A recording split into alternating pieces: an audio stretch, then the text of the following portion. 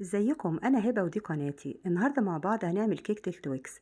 كيكه لذيذه جدا وان شاء الله هتعجبكم قوي، ولو عجبتكم اعملوا لايك وشير واشتراك في القناه بتاعتي. ويلا نبدا. اولا للكيك محتاجين 3 بيضات يكونوا بدرجه حراره الغرفه. دايما وانت بتعملي الكيك طلعي البيض بدري من التلاجة وسيبيه بره لحد ما يبقى بدرجه حراره الغرفه. حطيت ال3 بيضات معاهم الفانيليا، معاهم كوبايه زبادي وزن 170 جرام، وبنفس الكوبايه حطينا نصها زيت وتلات ارباعها سكر، وقلبنا بقى كده بمضرب البيض، وبعدين شغليه على سرعة هادية وبعدين علي السرعة شوية لحد المكونات كلها ما تمتزج مع بعض. بعد كده هنبدأ نحط الدقيق.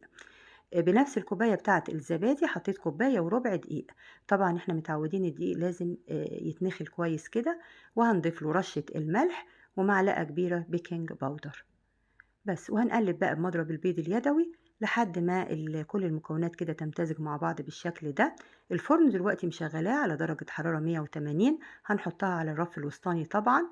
دي الصينية اللي استخدمتها مقاس 28. دهنتها زيت كده وبعدين قطعت ورق زبدة على نفس مقاسها بالطريقة دي، وبعدين دهنته برضو زيت تاني. وحطيت الكيك، كمية الكيك كفت الصينية دي، واللي اتبقى منها حطيته في قالب من قوالب الكريم كراميل هتشوفيه دلوقتي.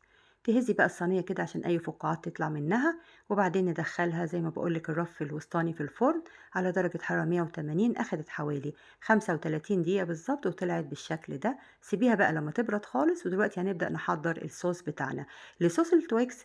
في درق الخلاط أو الكبة حطي كوباية علبة قشطة وزن 170 جرام، ومعاها نص باكو كريم كراميل، ومعاها نص كوباية لبن، وشوكولاتاية واحدة تويكس قطعيها وضيفيها للمكونات بالشكل ده. واضربي بقى كل المكونات دي مع بعض كويس قوي لحد ما هيديكي صوص هيطلع طعمه لذيذ جدا، هيعجبك قوي قوي.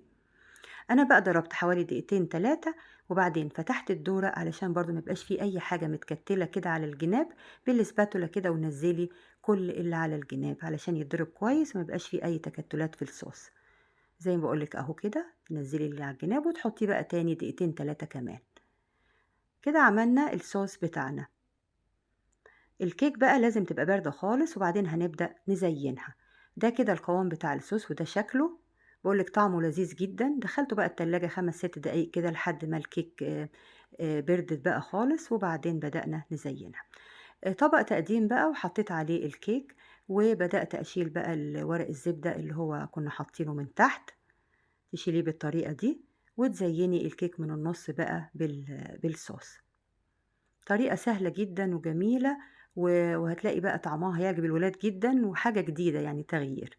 بالمعلقة بقى كده وتساوي الوش كده. حطينا الصوص أهو في النُص بتاع الكيك، وبعدين بيبقى في بقى كيس كراميل مع الباكو بتاع الكريم كراميل. افتحيه فتحة صغيرة أوي، أوي، وابدئي نزّلي نُقط كده، وبالعصاية بتاعة الشيش طاووق كده، وابدئي اسحبي النُقط لبعض كده تعملي شكل قلوب صغيرة.